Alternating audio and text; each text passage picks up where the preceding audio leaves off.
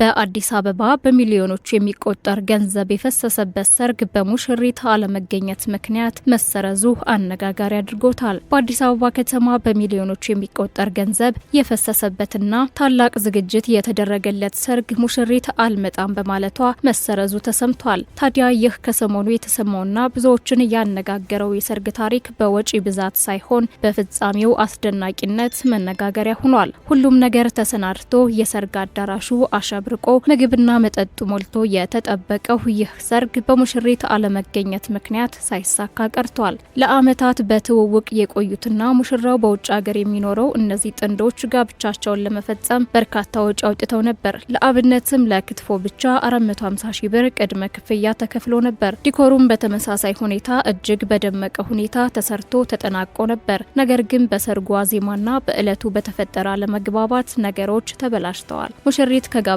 በፊት የጤና ምርመራ ማድረግ አለብን የሚል ጥያቄ ታነሳለች። ሙሽራው በበኩሉ ይህንን ጥያቄ ለመቀበል ፈቃደኛ አልሆነም ወይም ደግሞ ጊዜው አልፈቀደም ተብሏል። በዚህ መሃል ሙሽራው ከዚህ በፊት ትዳር የነበረው 5 ልጆቹም አሉት የሚሉ ወሬዎችና ጥርጣሬዎች መፈጠራቸው ችግሩን አባብሶታል ተብሏል። ሽማግሌዎች ገብተው ለማስማማት ያደረጉት ጥረትም ሳይሳካ ቀርቷል። በመጨረሻም በሰርጉ ቀን ሙሽራውና ሚዜዎቹ ዘንጠው ተዘጋጅተው ቢጠብቁም ሙሽሪት ግን አልመጣም በማለት ቀርታለች። ተጋባዥ እንግዶችም አንዳንዶቹ ጉዳዩን ሰምተው ሳይመጡ ቀርተዋል። በሚሊዮኖች የሚቆጠር ወጪ የፈሰሰበት ይህ ሰርግ ሙሽራው ብቻውን ከሚዜዎቹ ጋር በባዶ አዳራሽ ፎቶ ተነስቶ ወደ ቤቱ በመመለስ ተጠናቋል። በየዕለቱ ትኩስና አዳዲስ መረጃዎች እንዲደርሷችሁ ቪዲዮውን ላይክና ሼር እንዲሁም ሞገር ቲቪን ሰብስክራይብ በማድረግ ይቀላቀሉን።